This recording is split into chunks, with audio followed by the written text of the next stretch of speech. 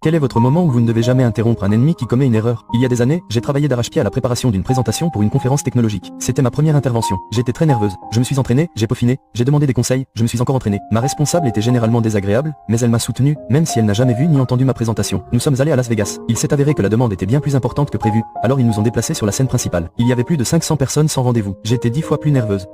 Juste avant le début, elle a remarqué une personnalité médiatique très connue et son photographe assis au premier rang. Elle était toute excitée et a insisté pour co-présenter la présentation. Elle est même allée jusqu'à inscrire son nom sur la diapositive de titre, ce qui m'a évidemment mis hors de moi. Nous sommes montés sur scène. Elle a fait une introduction correcte, puis j'ai commencé. Elle n'arrêtait pas de m'interrompre, alors je l'ai laissé faire. Ça m'a rappelé une émission matinale. Un groupe de personnes au sourire faussement exagéré discutant en même temps. C'était un sujet extrêmement technique, avec une démonstration en direct. Elle a bafouillé chaque diapositive, encore plus que la suivante. Puis, arrivée à la diapositive de démonstration en direct, elle s'est figée. J'ai eu le courage de la laisser mourir. C'était d'une brutalité glorieuse. On a eu une sorte de confrontation après. Je suis parti 2 ou 3 mois plus tard. Elle a été licenciée peu après. Oh, et les journalistes pour qui elle se pavanait sont partis juste avant le début. Je crois qu'ils étaient juste là, assis là, depuis la séance précédente.